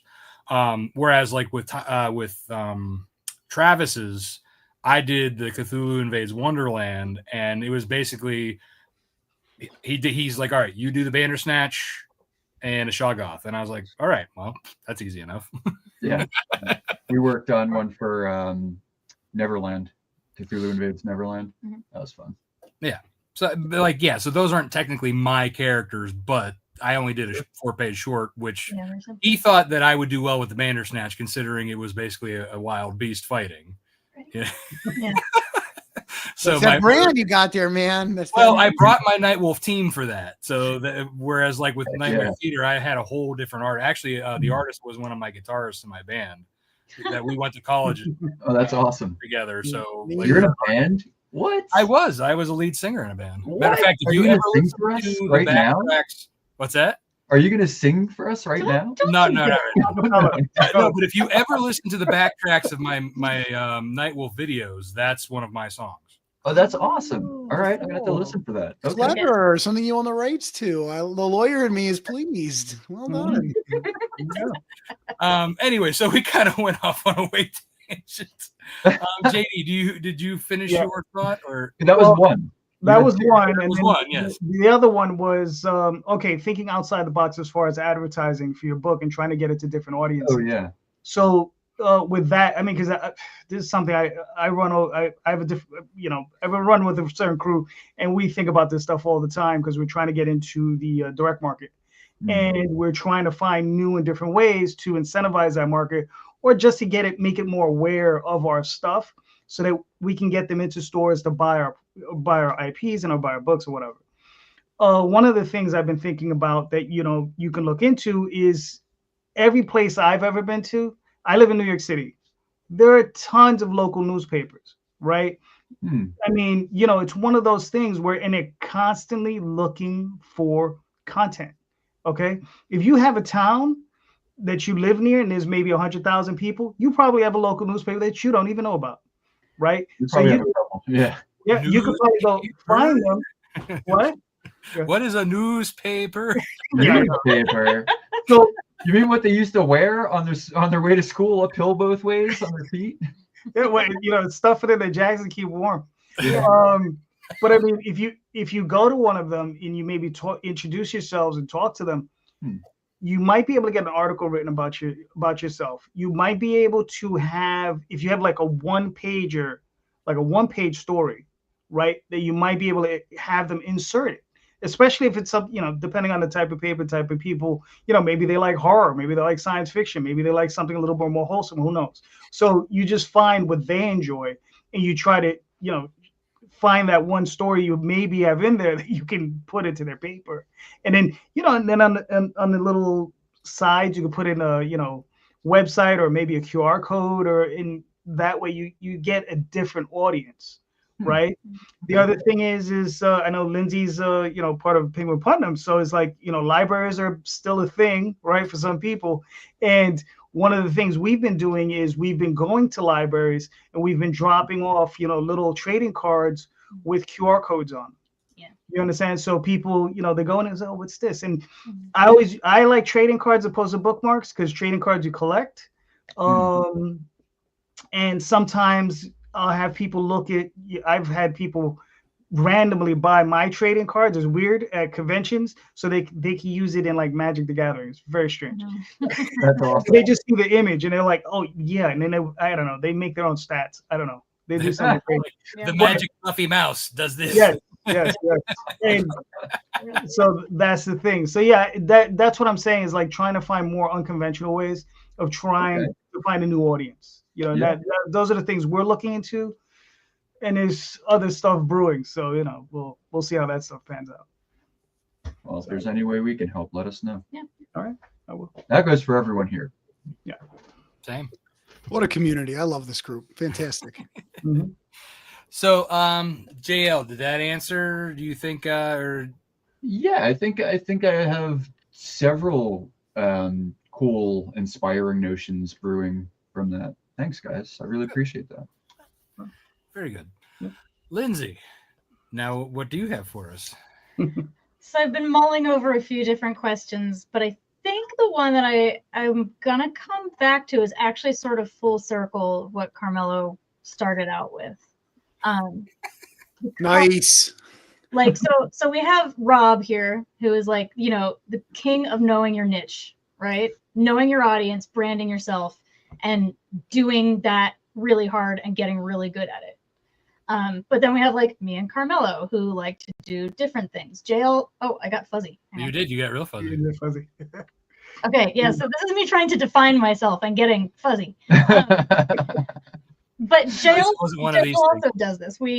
I get fuzzy too. We write our own stories, and they go across a whole bunch of different genres and media types. And I don't know exactly how to phrase the question, because basically it's like, what are some tips that people in this group have for trying to walk across those lines? Because I don't want, personally, like the way that I write is the person that gave Carmelo the advice of like, it's all about you, friend, you know, and I believe that is possible, but it's also really freaking hard. So I think I just kind of want to pick people's brains about, like, I write, you know, these sort of, they're speculative fiction novellas. They're weird. They're not horror. They're not sci-fi. They're some sort of weird in between thing, right? And then I have a not safe for work comic that is like feminist and actiony and sort of sci-fi. And then there's one about dogs that are vigilantes. I mean, it is kind of all over the place. What are people's thoughts on how I can convince people that, like, I am a writer worth following, even though I do all these different things? Or should I not do that? Should I pick a genre? Tell me. Give me your wisdom. So who has questions before we jump in? Because I know JD's got a lot to say about this, because he does cross a lot of boundaries. Yeah. Well, I mean, I guess the most basic question is, when you're pitching yourself, right? Okay. So obviously, let's say you're do you do conventions? On a limited basis. We live in Montana, so it's really hard to get to conventions, but we do the ones that we can. Midtown here in town is great. Yeah, because usually a convention is sometimes the best place to test those things, right? So if you're gonna do a wide variety of like genres, right? Are you selling the book, or are you selling Lynsey? Right? Because in the end, right, and I'm going to use an example, and I know he's not popular at the moment, but before everything occurred, Neil Gaiman was a name where if you just most people heard his name, it didn't matter what it was, you went and bought it, right? Alan Moore, similar, right? You don't really think, you know, oh, is he like doing doing this? No, you just hear Alan Moore, and you're like, oh, it's Alan Moore, right? Stephen King, same thing. Yeah. You don't think, you know, is it The Shining? Is it Cujo? Whatever. You just think Tom Clancy. Tom Clancy. I was just going to say that. Even though he's dead, I'm getting his next book. I gotta interject for a second, JD, with all due respect and all the love in my heart, because this is a conversation amongst interested minds. We're all just trying to reach some kind of truth here. You just gave me two examples of people that disprove your point. Stephen King. As soon as you said Stephen King, what did JL say? He said, "Oh yeah, Cujo, The Shining, right?" Like, or you say what do you think? Horror? Okay, horror, right? Stephen King. Someone named something for me. He wrote that wasn't horror. Go ahead. Oh, well, Stand By Me. It was a comedy. All right, Stand By Me. That's good, right? How many more like that? Like how many its and carries and fire starters can I name for every Stand By Me you can name? He eventually he pulls a Chasing Amy like everybody. Dark Tower. I want to. Right. Well, even Right. Dark Tower's weird and scary and ties in all of his stuff, right? Well, Like, true, but there's a lot of Western. Like Yeah, when you get kind into of like the dusty, gunslinger, there's a lot of sure. Western. He action wrapped it all adventure. in a Western, right? But he's still referencing all of his weird Yeah, cosmic. Desperation was a Western too. All right, so he like maybe I stand correct. Maybe Stephen King is not the horror king. But if you think He about it, wants- though, like is even anyone his really taking that his position? horror's kind of changed too, because he's got sci-fi horror, he's got vampire Right. horror, Mhm. he's got Sure, he alien found- clown horror, dimensional demon. experimented. I don't know what it Right. is. Eventually, every one of us wants to do a Chasing Amy and get away from the dick jokes we're known for and do something profound, which is why that's my favorite Kevin Smith movie because That's a classic reference. I appreciate right and Stephen Okay, King but he did just traded dick jokes for vagina jokes. So like, is that like changing vampire horror for zombie horror? I mean, it's one kind of genital for another. The point is, like, the guy built a brand first, and then he was able to go off the reservation, right? And like at this point, if Rob wanted to do vampires, he might get away with it I because do vampires. They're I included in mean, my books. well, yeah, but Nightwolf is like that's the Like a band, vampire right? focused series. If you wanted to do a vampire you can easily spin-off, pivot. right? You could do a They're vampire, related enough. right? You could do that, or you could go even further, and you could do something even that has nothing to do with any of that. I mean, I do have 3 other titles that I have in the wind that I've been wanting to do, but Jason, I'm very limited on my time, so I focus. I hyper focus to get something done. Now we're getting to my point, which is I think you building the brand first, and then you can go and do all the different kinds of genres you want to do. And Rob nailed it because he's actually, I don't know if he even knows what he's done, but there's a lot of if you want to build that brand and you want that brand to be you and not a genre, then you need to build like a cult around yourself. And Rob has built a cult. Come on, right? Lynsey, build a cult. If you guys read the 48 Laws of Power, L. Ron Hubbard did it. right, L. Ron Hubbard can do it. What's up, great for him. Oh boy. Oh, Yeah. But the thing is to counter what you're saying, Carmelo, is like, I mentioned a bunch of people who are popular today, right? Because these are individuals that we know today. I'm a little bit older, right? Sure. So, if I mention someone like Roger Zelazny, or if I mention someone like Isaac Asimov, right? And you can say Isaac Asimov is primarily known for science fiction, but he's also written a book in every. When we had to do a disciple system, he's written one book in every category of it. Did he really? Yes. That's pretty cool. I love Asimov.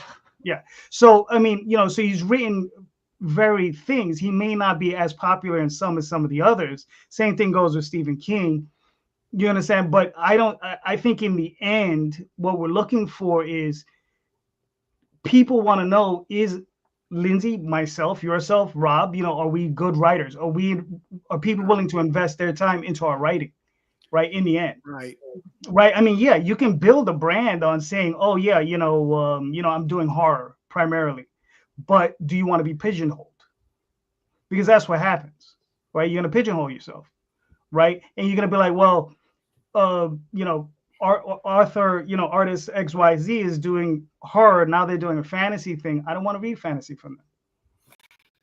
which brings a good point, because like you would think that 100% of my audience carries over from Nightwolf to Snowpaw. That is not. It's about 50-50. Yeah. Because one is modern horror, the other one's a little bit more fantasy, and it's time period piece. So that's the other thing, yes, werewolves tie that together, but they're really technically different genres. Right. Yeah. Right. And that's one of the things that I've found, like even in our list of Kickstarters, is that, one audience is never going to be the same as an audience for another thing. Even if you're sticking within the same, genre, or like I did a novella after I've been doing comics for a long time, and it did have a much smaller audience. I expected that. I understand that. But it is, I think the pigeonhole terrifies me. Because I honestly, the way that I got my name out there originally as a writer was writing reviews of porn movies. Literally, that's what I did. I fell into it sort of by accident. I needed a job. That was the first job that presented itself. So I started doing Then she became famous. I was like, this is actually like, I want to know more about this industry. This is interesting to me. So I started doing like journalism from sort of like a sociological perspective. Like, who are these people? I started interviewing people. I started going to conventions. I got known for writing about the porn industry, which is fascinating. Don't get me wrong. But you don't want. But after like 10 years of that, I was like, okay, I want to do something else now. And so I cut my teeth doing journalism, which has served me very well as a writer. I know how to cut paragraphs out without even worrying about it. But I'm not interested in that anymore. I did that. I'm interested in moving on to the next thing. And I do have a Not Safe for Work comic based on that work that I did. Tracy Queen. But I'm like, I want to do other stuff. And the idea of getting pigeonholed into only doing Not Safe for Work, sex-based stuff bores the absolute daylights out of me. And I don't want that to be my creative life moving forward. Right. So I think I want to be able to not necessarily do a full pivot every time that I try something different, but at the same time, I want to have the freedom to write about the things that are interesting me at that time without, doing the Stephen King and always being the horror guy. I do have some stuff to say, but I don't know if we've actually gotten past the question section. Are we? No, I'm just talking. Are we on to the? Are we still doing questions? Yeah. I think we had the one main question, and that was it. Yeah. Yeah, I think we could move on to. I think this one's JD successfully destroyed the format. Well done. Yeah, but this is kind of like something off of your question, so I feel like we've kind of we know what is the actual. Yeah. So I guess we'll just jump straight into our comments and answers. And kind of the play off of what JD was asking, whether you're marketing yourself or your brand or whatever, most of the time you are marketing Onishi Press, right? Yeah. So when you're doing it, like for me, obviously, I go to Kickstarter as myself, but I'm still Lone Wolf Comics. So I have my logo everywhere, but on my Kickstarter page, it's me. I'm talking about it. I'm using my name. Hey, I'm the creator and writer and the founder of, where I say I am Lone Wolf Comics, like Iron Man, right? So I'm basically like Iron Man and Tony Stark, but not as I am Iron Man, right? Well, exactly. That's so that half the time that's where I go, right? When I say that, I'm like I am Lone Wolf Comics, but I carry the brand recognition everywhere I go. I never am doing anything without this hat. One, because it covers my bald spot and makes me look younger. And two, the brand recognition, I go to cons. I have my logos are on everything. I mean, I'm like, you get a logo. Like in general, but I'm still introducing myself at the cons. Like, hey, I'm Rob Multari. My brand, even on Kickstarter, is Rob Multari is the main Kickstarter account. My name is slapped everywhere. I don't know if it's because I have a complex because my dad's also Rob Multari, but he may be a local hero, but I got farther than him. Gotta outride the Rob. Multari. Which is funny because people think when my dad likes it and comments on my stuff, they think it's me, and I'm like, different picture. High-fiving yourself in public. Right? Huh? Yeah, I'm like, hello. Hey, me. It's so awesome being me. Yeah, right. Yeah. So I'm like, thanks, Dad. No, but again, you want to and Travis Gibb has a similar issue when it comes to this, because he has Orange Cone Productions is his main, production company. But he wants to market himself because he wants to one day do a story for Marvel, do a story for DC. Like he wants to be himself writing, he wants to be in that. So he's kind of like, okay, well, what do I promote more, my company or me? And I'm like, I've told him, I think actually this was kind of a similar thing he had in his hot seat when he came on. I was like, well, you're already putting yourself out there. You're doing. He has several different books that he's doing for other indie publishers. Maybe that's something for you to think about, not just putting it under Onishi Press, doing something for another company. Doing a couple of different things. All right. Are you offering Lynsey a job? I mean, I'm always looking like for Nightwolf. Whenever I get my collected editions, I have guest writers. So, just saying. I'll have my people call your people. You're right. Fair enough. But my point You is, need an illustrator. Hey, this is my hot seat. Sorry. wow, now we're just tipping out. But you see, my point though is like you want to put your name out there. Yeah. Well, the best way to do it is to put it in multiple places. Right. You know, play in different sandboxes. Right. So and write what you want. Like, and the idea, what's nice about like, especially with indie creators, you can make yourself a decent deal with if you want to write your own story, but put it under somebody's banner, like that you keep all the IP rights. They just basically then just have the production rights so that, you know, they recoup their cost, you know, or you do a partnership kind of thing, you know, or however you want to work that out. Yeah. But, you know, and Travis would be a good one to talk to because he's got Band of Bards. He's got, he did have Scout, but that's a different story. Yeah. You know, aside from that mess, but he has like several publishing things. He's under mine. Like he's done 2 stories in volume 1. He did one in volume 1 and volume 2 of Nightwolf. And matter of fact, he's actually wrote a whole script that I still have to read. Travis, if you're watching, I do owe you that. That based off those same characters, like he actually pitched a mini series, you know, that we're talking about publishing under Lone Wolf Comics.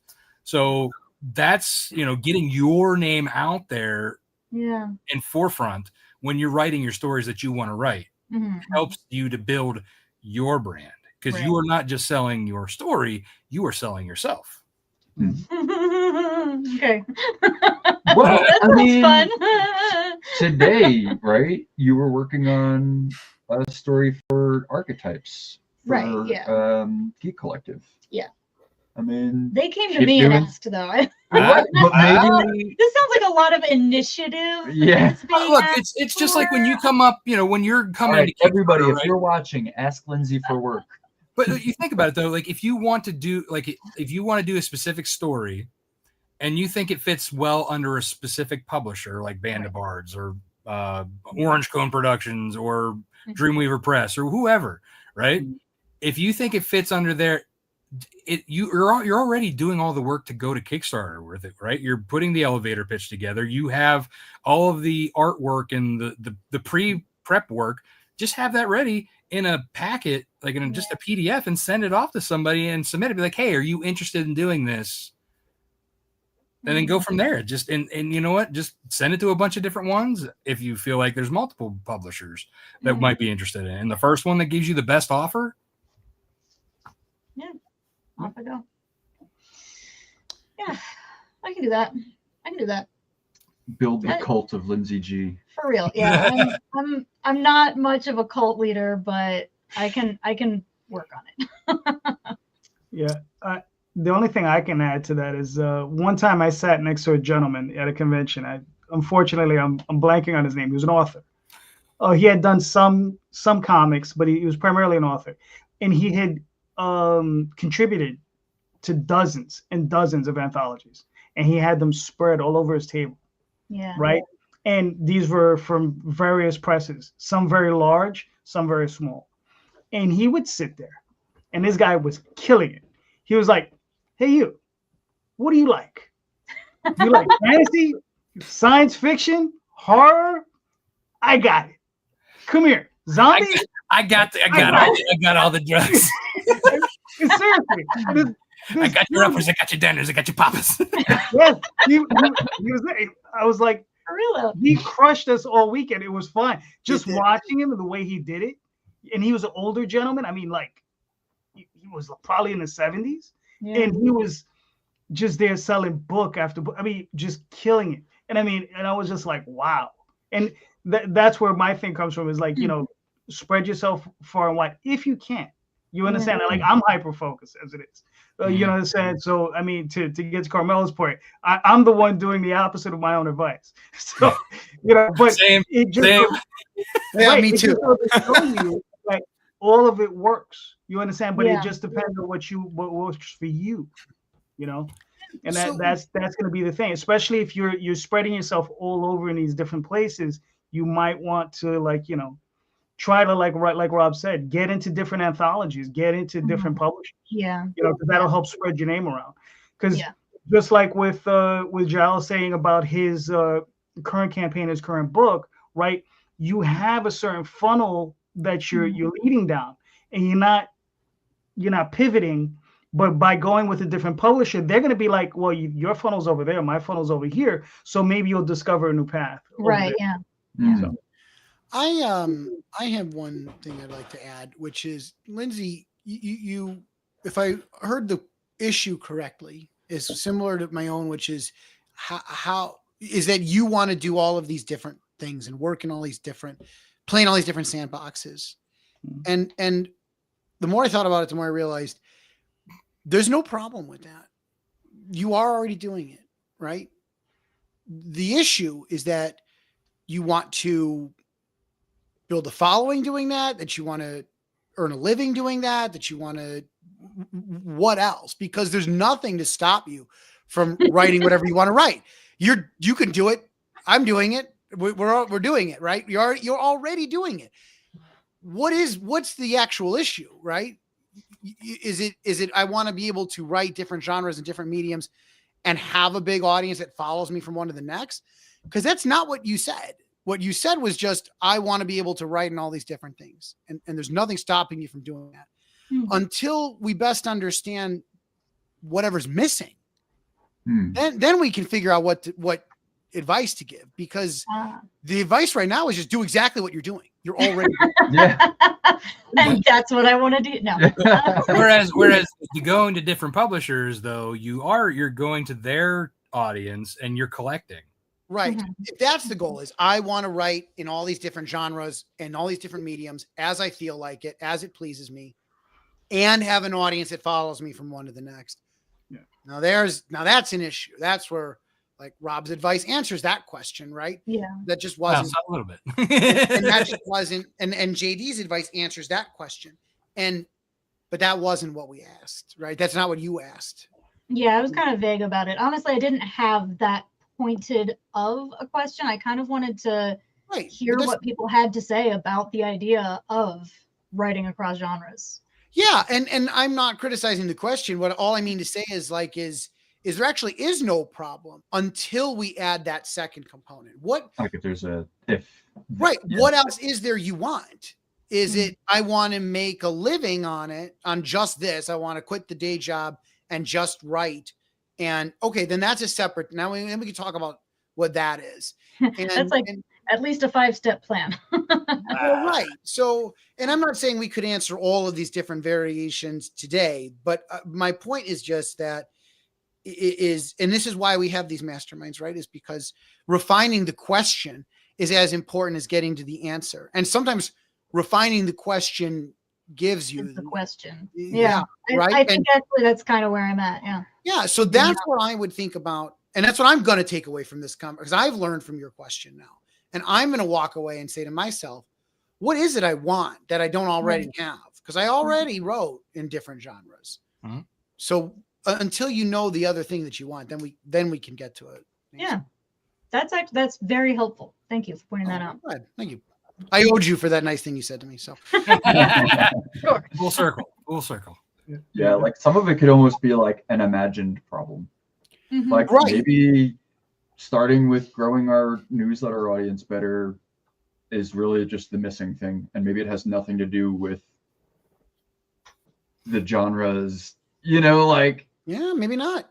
And getting published in more places by other people, those two things alone could just give you more success at doing what you're already doing, That's beautifully said. Because if the question is, well, we want to make comics and make money doing it, you are among the more successful Kickstarter creators. You've done so many different campaigns and they've been funded and at levels that some creators will struggle to ever get to.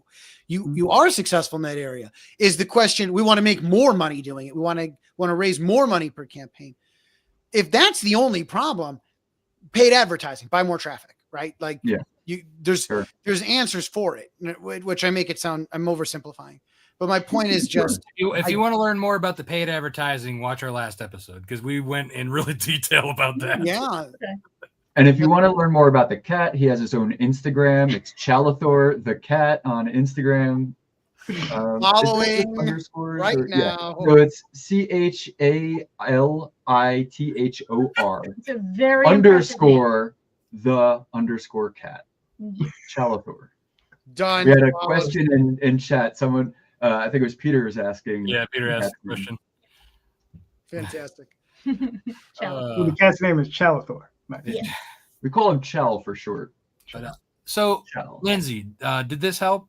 It really, really did. It gave me some perspective that I didn't have, and a few things to mull over as far as, directions to take my career. Thank you. Go. Good. Very good.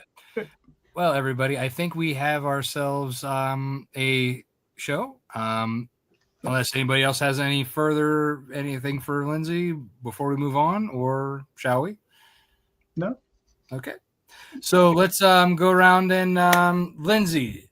And I guess since you guys are technically going to be found at the same places, unless you want to separate that out, go ahead and tell the good folks where they can find you, what you're kickstarting, and so that they can go and find you. All right. Well, we are Oneshi Press. That is spelled ONESHI Press. We can be found at oneshipress.com. And right now we are live on Kickstarter, funding our 14th comics anthology, the Side Quests Anthology. And you can find that at kickstarter.oneshipress.com. And we are on all the social medias as Oneshi Press.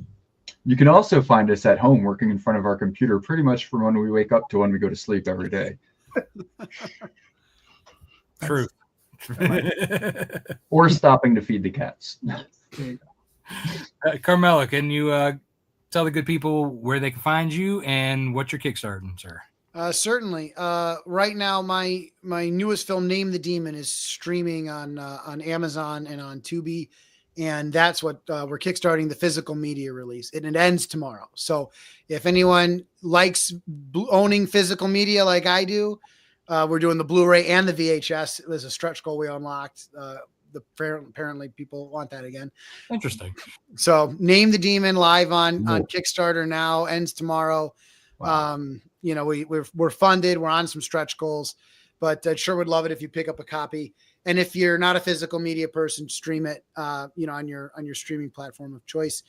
If you want to follow me or connect with me, Chimera's Comics, spelled just like the monster, on Facebook and on Instagram. Chimera Studios official is our movie handle for the movie side of the business. So, if you want to follow both or either works.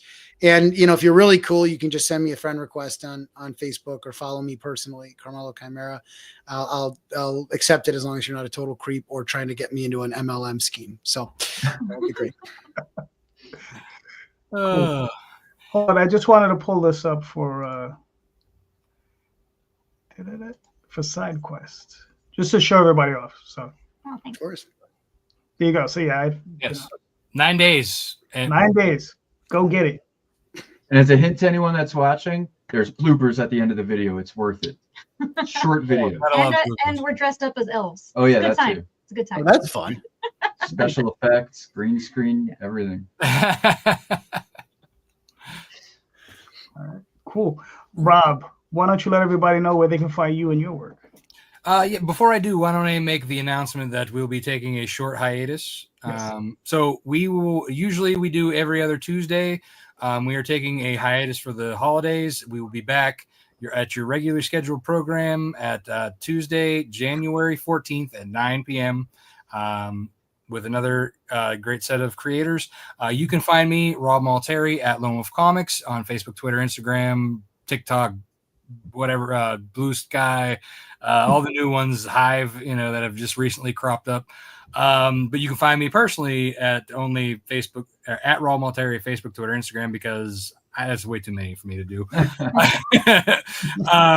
And yes, lonewolfcomics.com. You can find all my titles, my online shop, and you'll find me on Kickstarter again, probably winter of 25. All right, cool. My name is JD Calderon. You can find me on the OswaldChronicles.com, TallTalesOnline.com, on Kickstarter currently, Facebook, Instagram, all those different places. And just about every Sunday night here, hosting a similar but different panel than this, where we just talk about comics and the business of comics. So, and I just got to add one thing, please check out the show notes. All the links to all of these creators, they're in the show notes. Click on those links, buy those books. All of these creators here are doing fantastic, incredible books. Please go check them out. I mean, I can't even stress it enough. This is how we do this. This is how we make these books possible, is by your support, right? And just remember, buy more indie comics, especially ours. Have a good night, everyone. Thank you. All right, everybody. Fantastic.